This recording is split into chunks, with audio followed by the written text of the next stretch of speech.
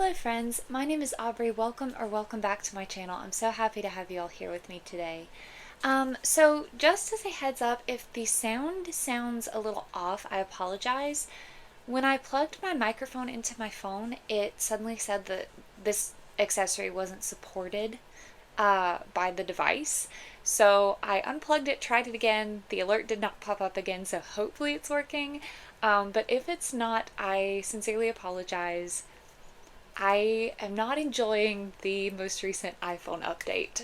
If anybody else has an iPhone, maybe you have similar feelings. But anyway, today we are going to be doing my second quarter media wrap up for 2025. So going over all of the other forms of stories aside from books that I consumed within the months of April, May, and June. I know this video should have come out last week, and I sincerely apologize that it is late. I just had a really rough week last week. This week has gone better, but it's also been just very busy this week because I've been taking care of some cats for a family friend and her husband. They're out of town, and we've had to go twice a day and take care of her cats, and it's kind of a time-consuming process because there are quite a few of them, and some of them have to take various medications for different medical conditions. But they're very sweet, so it's not like I don't enjoy going over there and getting to hang out with the kitties. It's just very time-consuming. So I am actually filming this video the day before it's supposed to come out, and after I'm done with this, I have to go back and take care of the cats again. But anyway, so I'm sorry that this video is late, but hopefully you guys are looking forward to it, and we'll get to talk about some stories. Okay, so we're going to start with podcasts. So as I said, this is any kind of story that's not a book that I did actually engage with in the second quarter. So we have podcasts, TV shows, movies, and video games. So we're going to start with podcasts, and the only one that I really listened to within those 3 months was Lore. So Lore is done by a guy named Aaron Mahnke. This is one of my favorite podcasts ever. It is very much about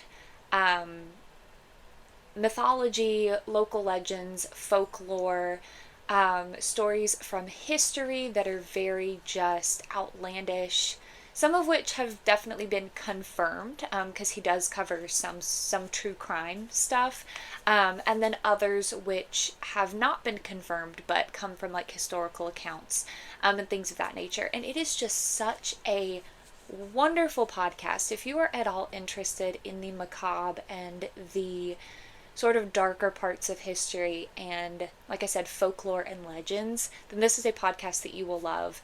I listened to it on 1.5 speed, so the episodes go by pretty quickly, but it's one of my favorite podcasts. I learn so much, and it's funny because sometimes I'll hear things on Lore and then later see them elsewhere and be like, oh, I've actually heard of this before. I've heard of this cryptid. I've heard of this legend. I've heard of this supernatural creature or this event from history, which is kind of a neat experience, because it really does. He does a very good job of giving you all of the information, of teaching you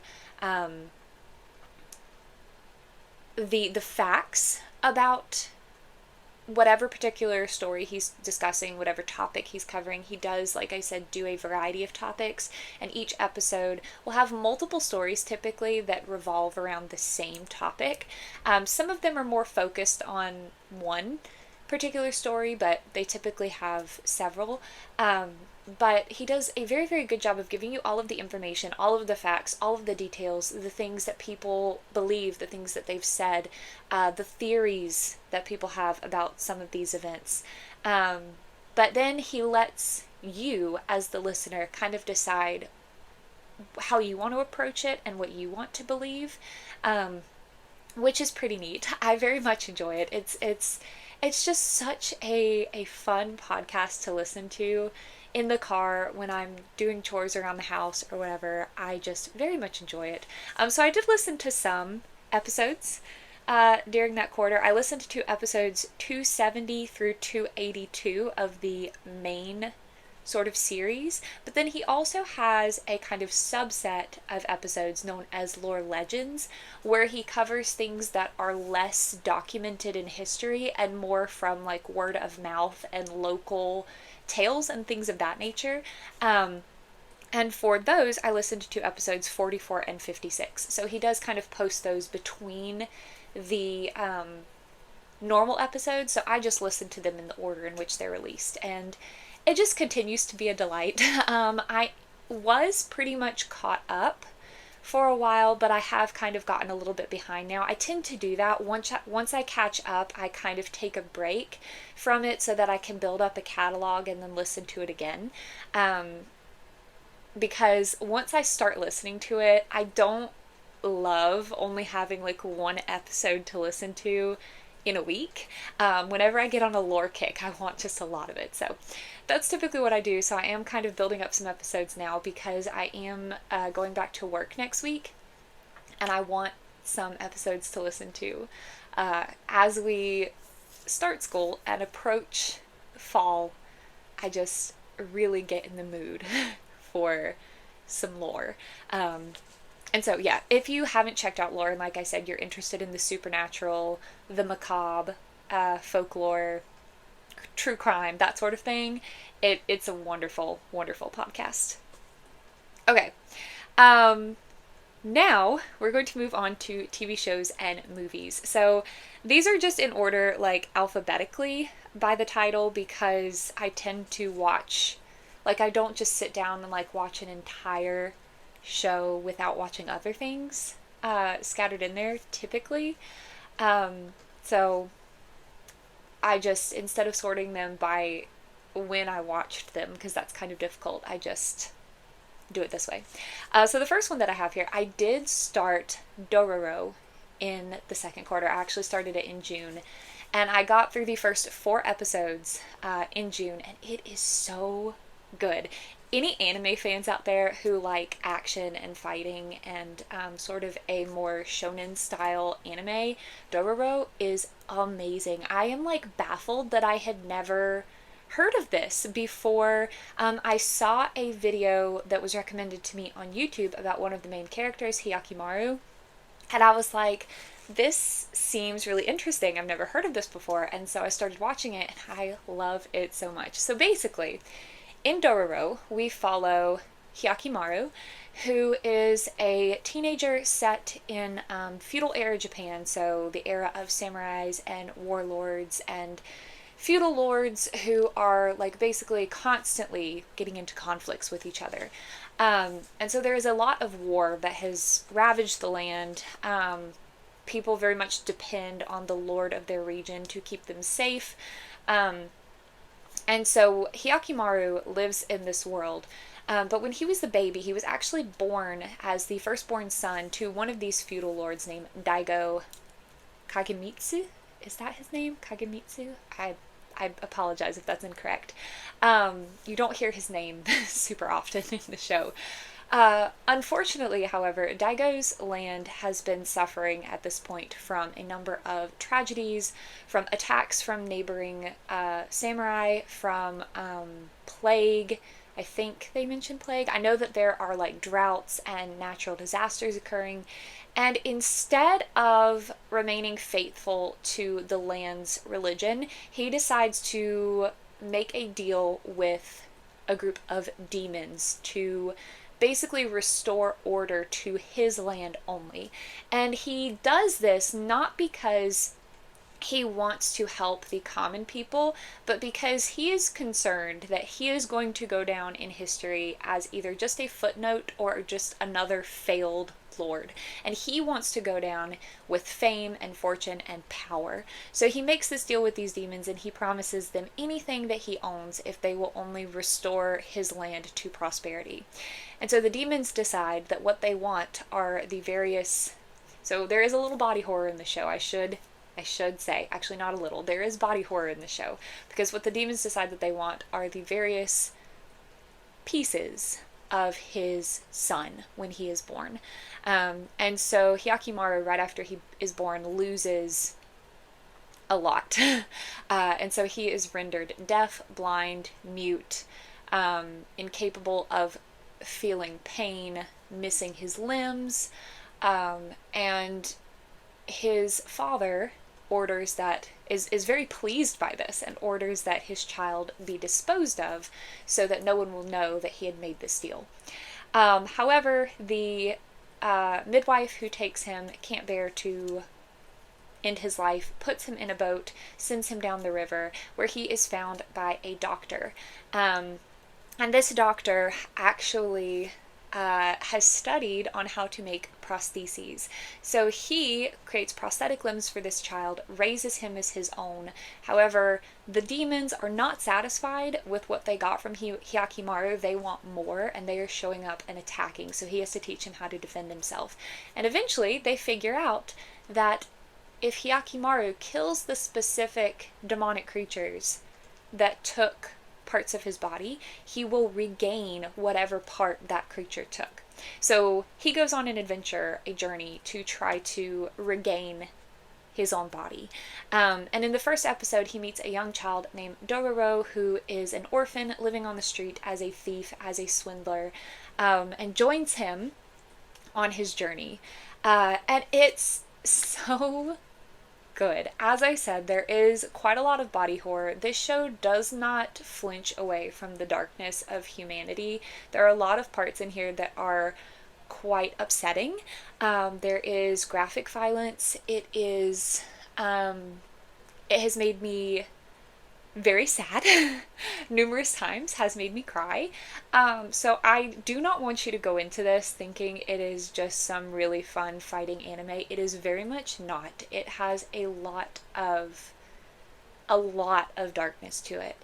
But it also has this sense of hope for humanity, as we see Dororo, who is like, I think 8, trying to navigate this war-torn world where all these people are feeling justified because they have power to do horrible things to other people. And with Hyakimaru, who is precious. This child is adorable. He's 16 when he sets out on this journey, so when the show starts, and he is just the most precious child. And I just am really enjoying it. I will say, I do think that a lot more could have been done with his various disabilities. I do think that they do a pretty good job of, like, showcasing theoretically how things might be overwhelming to someone who has never been able to hear and suddenly gets their hearing, for example. But I do think that there is a lot more that could have been done just with his, like, interactions with others and how they perceive him. It's, like, touched on at times, but I understand, right? Like, that's not necessarily the point of the show. The point is the adventure and the journey, and it is based off of a manga, which I'm very interested in reading. So it has to, sort of follow along with the source material and whatnot. But I do think, like I said, that more could have been done with those aspects and, like, have commentary on those things. But I do think that the just lack of ableism in Dororo and how Dororo and Hyakimaru interact, and how this little 8-year-old sees this teenager who is clearly, like, lives a very, very different life, but doesn't ever see him as incapable or lesser. And yes, I know Hyakimaru has very supernatural abilities that you would only find in an anime, right? Or in a fantasy. But I do really like that. Like, Dororo never questions that Hyakimaru can't do something. Like, can or can't do something. That's never an issue. And the, like, found family between the two of them is just absolutely adorable. So I really, really am enjoying it. Like I said, I did get through the first 4 episodes in June, and I have since watched more. Still an ongoing process, but I love it a lot. And I highly recommend it if body horror and violence, and there is a scene where there is prostitution in one episode, and it's clearly not enjoyed, but it is a choice a character is making. So if that is something that is going to be triggering for you, like, please be careful. It was very upsetting watching it, but um, like I said, I do think that the themes and the messages in this show are really, really good about just, fighting back against the darkness and not letting it take over you. And even though other people are doing awful things, that doesn't mean that you can then do awful things in response. Um, and seeing, like I said, Hyakimara and Dororo are just absolutely adorable, and I love them. So that is Dororo. Then the next one I have on here is Free Iwatobi Swim Club. I love this show. I mentioned it in my first quarter wrap up. I had just started it and seen the first 6 episodes. I actually then went back because as I was watching it, I was like, man, my mom would really like this show. And we were going to need a new thing to watch together after we finished A3, which we did in the first quarter. And so I went back and restarted Free with her, and then we continued on from there. So in the second quarter, we made it through season 1, episodes 7 through 12. Then we also watched the movie, because if you aren't familiar with Free, there are movies interspersed between the seasons. So next was the movie High Speed Free Starting Days. Then we watched season 2, which is Eternal Summer, it has 13 episodes. Then we watched the next 2 movies, Timeless Melody. So part 1 was The Bond, and part 2 was The Promise. Then Take Your Marks, which is a very short little season, episodes 1 through 4, that just kind of has stories about the different characters at this particular point in the timeline. And then Dive to the Future, all 9 episodes of, no, the first 9 episodes of that. And then we have since finished Free in this quarter, but I'll talk about that in my third quarter wrap up. I really, really love this show. If you've never heard of Free, it is about a high school swim team.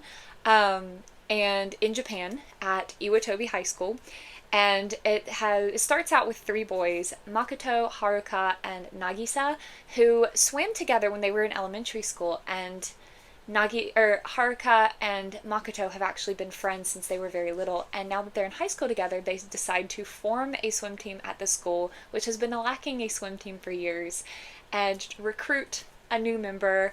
Are going to competitions, and there's also someone from their past named Rin who has returned to Japan from going to school overseas. And in the first season, they're kind of wrestling with his return and the things that he's going through, and different conflicts and things that are being brought up by this in their own lives. But y'all, Free is so good. It is like a staple in the sports anime community, and I can see why. I love a good sports anime, and this one is so much fun. It's about swimming 100%, but it is also very much about these characters and their friendships and their relationships with one another. And also about like finding yourself and figuring out what you want to do with your life and why you want to do something, and what is important to you, and having confidence in your own abilities. And it's so good.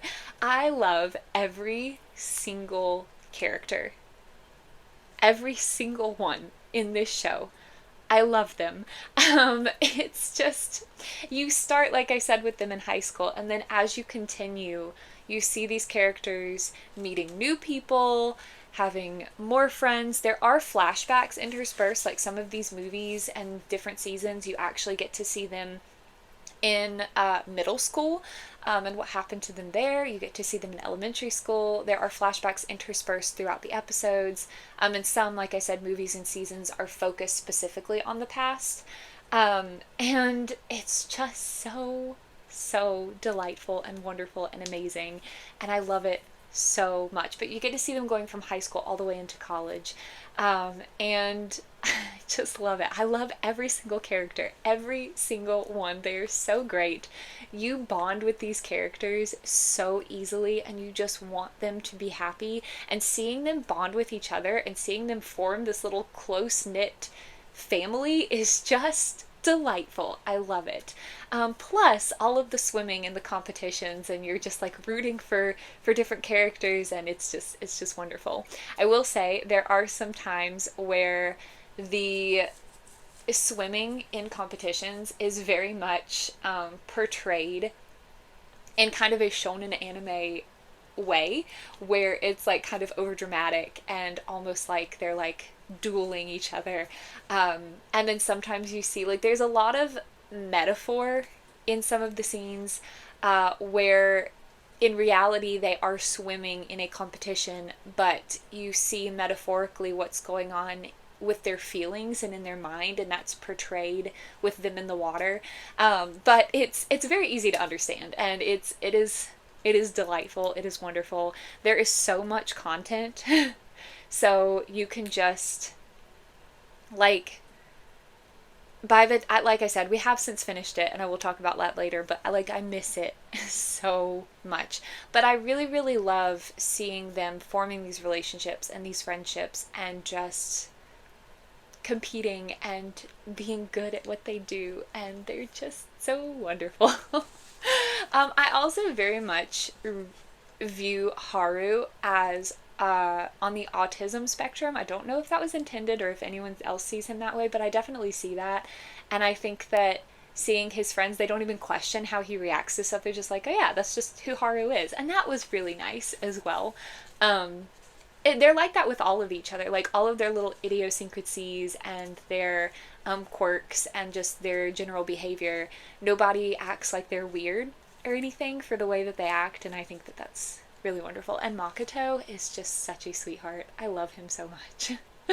I also love seeing, well, I guess I'll talk about that later because that's kind of a later thing. But anyway, I will say though, the parts with English speaking characters are interesting because I think what they did was have Japanese voice actors speak in English for those characters, and they did a phenomenal job, like with pronunciation and all of that. So I'm not trying to say anything, but the inflection is very much off a lot of the times. It just sounds really awkward. When characters are speaking Japanese, they sound wonderful, emotional, natural, great. When there are characters who, when Rin, for example, speaks in English, he has a Japanese accent, like you can tell he's a Japanese person speaking English, but when the English speaking characters speak English, it's really awkward. And again, I am not faulting the voice actors for that. If I was trying to do any sort of voice acting in Chinese or acting at all in Chinese, I know 100% my inflection would be off. It's so much harder to put natural emotion into your voice when you're speaking a language that is not your first language and one that you are not completely comfortable in. So I'm not faulting them. I'm just saying, please be aware of that and don't let that put you off. My mom and I like kind of cringed every time a character we knew was going to be speaking English would come on the screen. We're like, anytime they would start to talk, but it's worth it. And the animation is beautiful. It is beautifully animated. It is really funny at times and very wholesome, and it's just wonderful. Cannot recommend Free enough. Alright, then moving away from anime, I did watch the new season, or start the new season. I haven't finished it, but I started the new season of Ghost Files with Ryan Bergara and Shane Madej. I have been watching them since they were on BuzzFeed Unsolved, and I love them so much. And they released a special season of Ghost Files like over the summer, because normally they do their new seasons in the fall, but they released season 4 as like an extra season this summer. So I did watch in the second quarter. I watched the first 2 episodes of season 4, and it's just so much fun. So if you haven't heard of Ghost Files, essentially what they do is they go to different locations that are reported to be haunted, and they basically investigate. So it's a ghost investigation show, but it is the best ghost investigation show you will ever watch. Ryan and Shane are hilarious, and seeing how much Ryan has grown from in the first season of BuzzFeed Unsolved Supernatural to now, like with his techniques, with what he is willing to do, with his ability to not completely panic all the time, is really fun.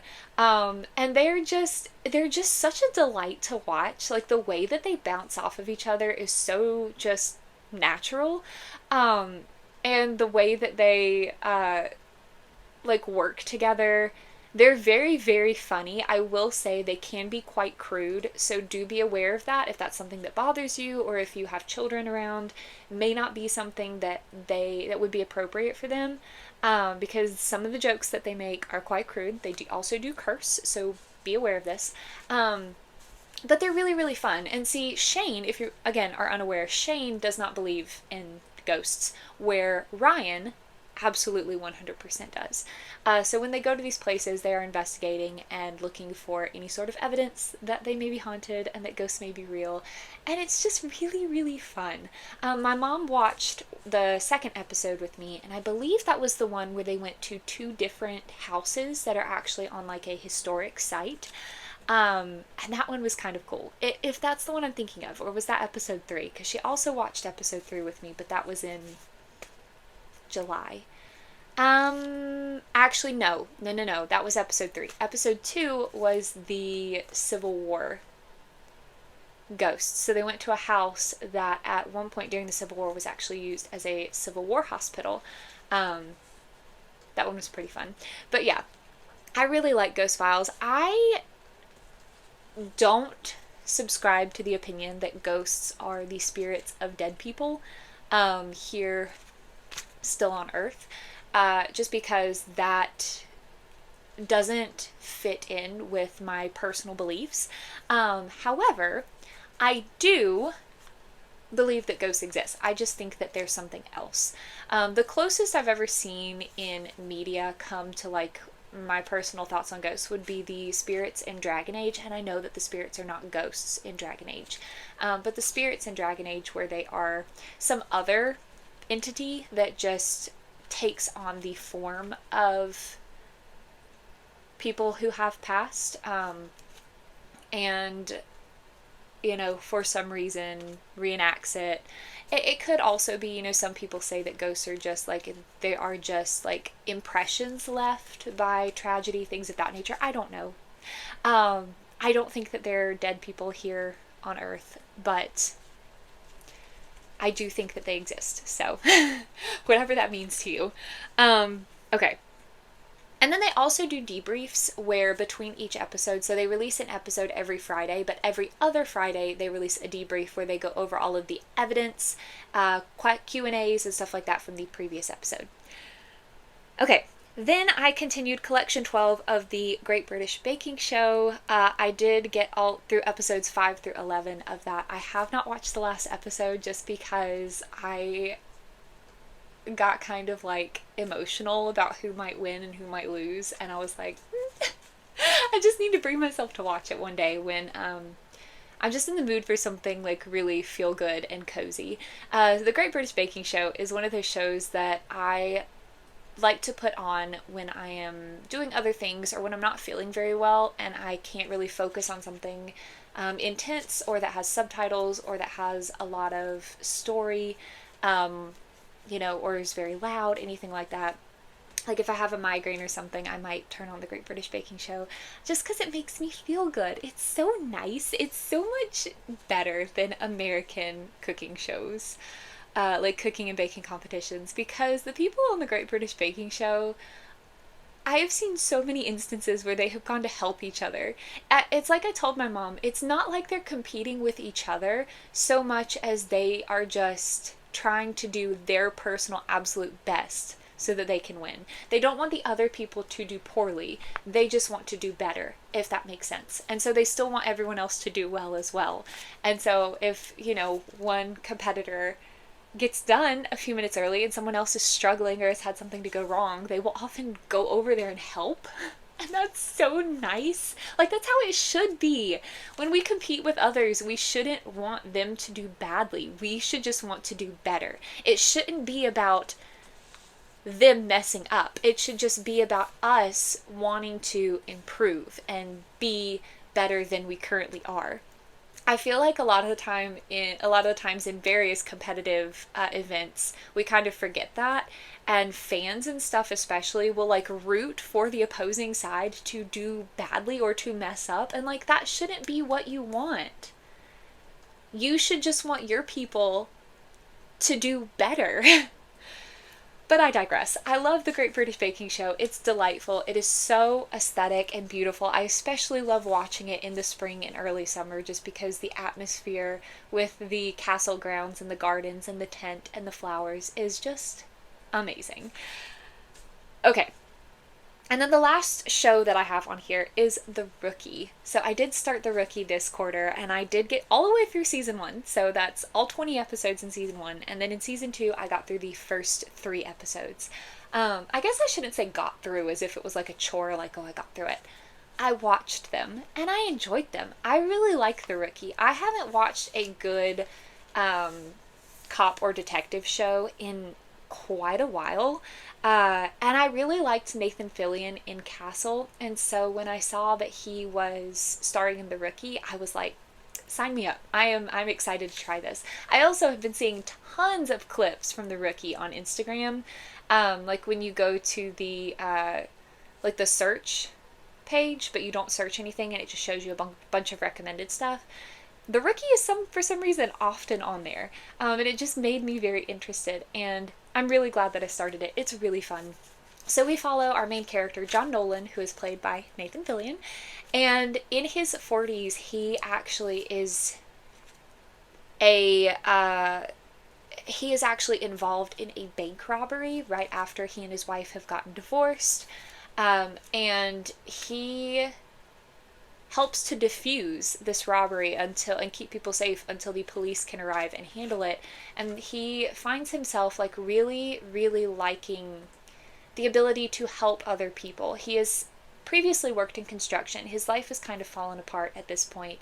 He's feeling very aimless. I think he's probably suffering from depression. And suddenly he realizes that there is something fulfilling that he wants to do with his life. And he didn't think that there was anything left that he wanted to do. But this is something not only that he feels passionate about, but that he feels he can actually make a difference in, and is very fulfilling. And not in a like, oh, I want to be a hero way, but like in a, I really want other people to be okay way, and if I have the ability to help with that, then I'm going to do so. I really like his character, if you can't tell. So he ends up going to the police academy and becoming a rookie police officer in LA with two 20-somethings, Jackson and Lucy. And so we follow his journey as being this 40-some-year-old rookie who is suddenly a police officer and, you know, having to deal with all that entails. And I really, really like this show. I really like the way that they incorporate like body camera footage and footage from the vehicles that they ride in, which they call their shops. So like shop footage. I really like the way that there is just a wide variety of things that they are dealing with in the show. Like you get to see, because we're focusing on John and Jackson and Lucy, you get to see the training that they are undergoing. And yes, I am sure that it is not completely realistic. I understand 100%. But I do think that it does a really good job of just giving you this insight into the mentalities of different police officers and what sorts of things that they deal with every day. And again, it's dramatic, it's over the top. Sometimes because it is a show, right? It's not reality. It is fiction. And I am not a police officer, obviously, so I cannot comment on how realistic it is.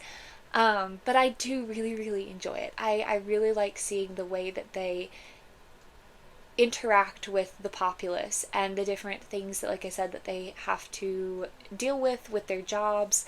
I like to see them bonding and forming relationships with one another. I think that's really fun. And then of course, just like pretty much every show of this nature, they also focus on these characters' personal lives and relationships as well, because we're here for the characters, not just the chase scenes and the crime solving and criminal catching.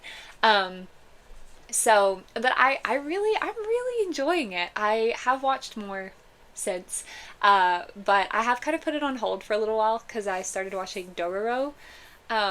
and am just really enjoying Dororo. But I do really, really like The Rookie, and I have seen, because like I said, I saw some clips on Instagram for it, and some of the things that those clips have hinted at in later seasons I'm really excited for. So yes, I love the characters. I think that they are so much fun, and the humor is great, and the drama is great.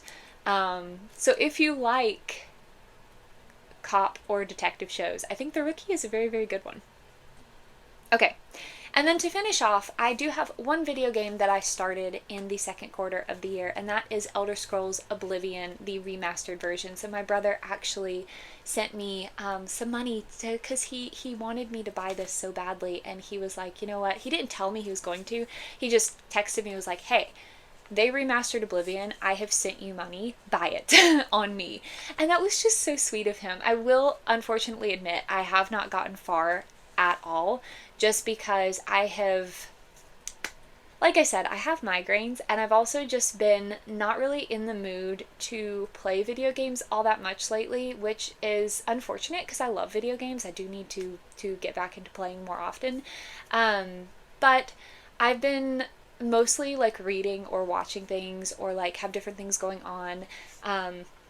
And just haven't been, and when I have, sat down and been like, oh, I want to play, sometimes when your head hurts, playing video games is taxing on your brain. It's not as just passive as like watching something. Not that I passively watch TV often, unless it's something that I've just seen a billion times and I just want it on for comfort.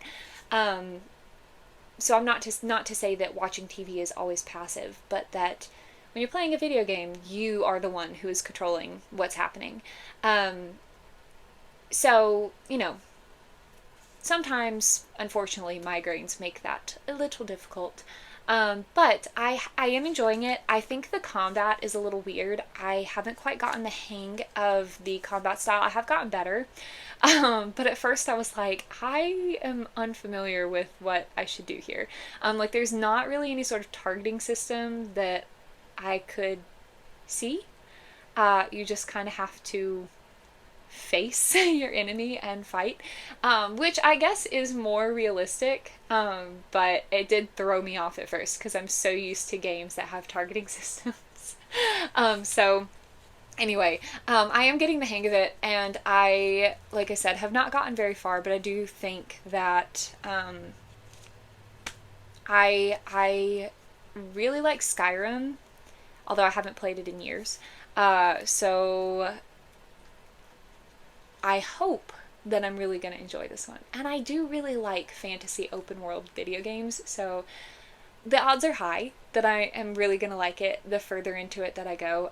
The way that the story starts is you are a prisoner in this kingdom, and the king, who has been having premonitions of like great destruction and calamity, is suddenly fleeing from someone who is attacking, and they're fleeing through a secret tunnel in the prison. So you as the prisoner actually, kind of follow them out and then get involved in what's happening, these assassins who are trying to kill the king. And this is in the tutorial, so this is not a spoiler, okay, because the king basically tells you as soon as you meet him that he knows he's gonna die. The king gets killed, and you are entrusted with this, I think it's an amulet. It's some sort of heirloom that there is a secret heir to the throne who you now have to get this heirloom to, so that the kingdom doesn't fall into chaos. That's kind of the setup. That's kind of the situation. And so that's kind of where it starts. Like I said, I haven't gotten very much past that. I'm kind of there when I got out of the tutorial, which takes place in the prison system and in the sewers. I found a sort of like town, and I kind of got a little distracted exploring the town. So that's kind of what I was doing at the last point that I played the game, was kind of exploring and seeing what sort of quests and things I can pick up there, because there are always side quests. Always side quests you can do. So anyway, fingers crossed that I really, really like it. My brother seems to think that I will, so hopefully he is familiar enough with my taste that we can trust him. But yeah, so that is all of the media outside of books that I consumed in the second quarter of the year. It was really, really good. I love finding new shows that really just stick with me, and I have to find something new for my mom and I, or for my mom and me to watch now, that we finished free, which I'm not sure. Right now we're watching Shark Week every evening, which is really fun. And then we have some Expedition Unknown to catch up on because the new season did start, but we haven't been watching it because we've been watching free. So we have some of that to catch up on. And then I will need something new after that. So if anyone has any show suggestions, especially anime, and make sure that it is not particularly gruesome because my mom is not a fan of gore. Violence she can handle as long as, like, if it is particularly violent, like with the Untamed, I watched it first, and that way when we watched it together, I could tell her, okay, you're not going to want to watch this part, close your eyes, I'll tell you what happens. And that works. But yeah, we need a new show. So if anyone has any recommendations, please leave some in the comments. But yeah, so that is, like I said, everything. All of the podcasts, TV shows. I don't think there were some movies in free, but they're like part of the series. And video games that I have enjoyed over the last quarter. And they've all been great. I am very, very much enjoying what I have been reading, watching, playing, listening to, everything lately. So that's always a good time when you find things that really touch you and stick with you and work for you. Always a good time. So yeah, I would love to hear what things you guys have been engaging with lately, like what shows or movies you've watched, if you've seen anything you've really enjoyed. If you listen to podcasts and you have any podcast recommendations, I am always open for those as well. In any video games that you've been playing. I really do genuinely love to talk to you guys. I know that my responses have been pretty delayed the last 2 weeks or so, and I'm so sorry. It is not because I don't want to talk to you. Like I said, it's just been kind of rough lately. Personally, and so I promise I will do better. But I really genuinely do enjoy talking to each of you, and that you take the time not only to watch these videos but to leave a response. That's just amazing. So thank you all so much.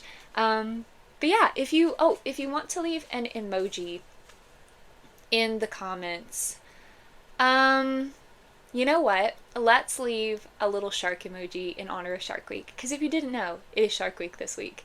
And I love Shark Week. Plus, that can kind of go with the whole theme with free and swimming and water. I know that they're typically in pools and not the ocean, but you know, it's okay. So if you want to leave a little shark in the comments, if you want to leave an emoji with your comment, or if you don't really have anything to say or you don't know what to say but you want to let me know you were here, you can put some little sharks down there. Or maybe any marine creature that you particularly enjoy.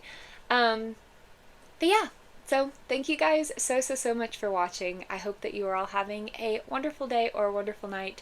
I hope that you are enjoying lots of amazing stories, and I hope to see you in my next video. Bye! Come on, let's go. Zella, get up! Zella, come on. Get up! Let's go for a walk! Let's go for a walk. Come on. Zella! Zella, come on. Are you sure you're not part husky? Here, okay. Come on! Come on. Let's go for a walk. Come on, Zella! Come on. Come on, let's go. Come on. Zella, come on! Come on, Zella. Let's go for a walk. Zella! Zella, I know you hear me. Zella, get up! Let's go for a walk! Come on!